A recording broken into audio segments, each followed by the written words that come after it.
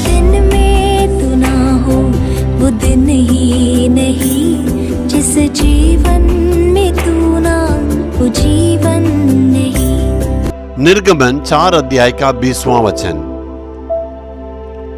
तब मूसा अपनी पत्नी और बेटों को गधे पर चढ़ाकर मिस्र देश की ओर परमेश्वर की उस लाठी को हाथ में लिए हुए लौटा।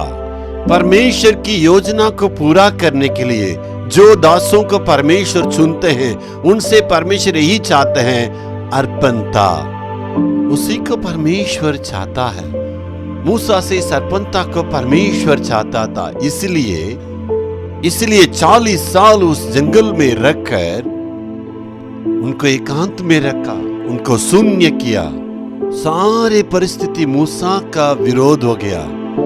ये अचानक नहीं हुआ, इसके पीछे परमेश्वर का एक मास्टर प्लान था। उसी जगह पर अपने दास मूसा को सबसे बड़े योजना के लिए तैयारी की। मिस्र से लोगों की छुड़ाने की योजना को परमेश्वर वहीं पर उनके पास बताया। इसका मतलब ये मूसा परमेश्वर की योजना को पूरा करने के लिए फिरौन के सामने अपने बल से मूसा खड़ा नहीं होना है।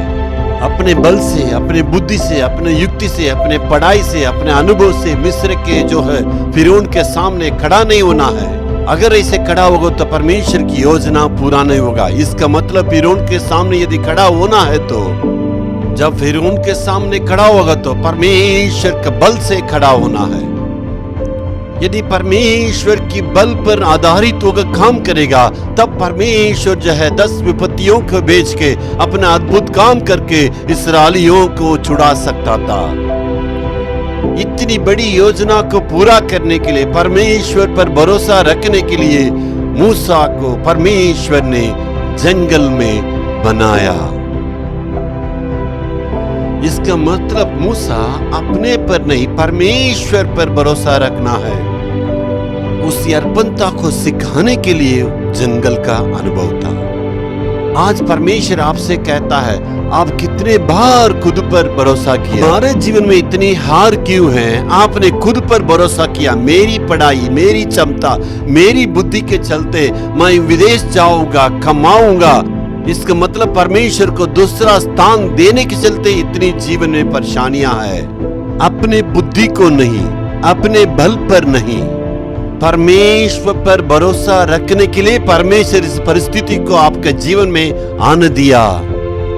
आपकी अर्पणता कितनी गहरी है उतनी ही परमेश्वर का काम प्रकट होगा।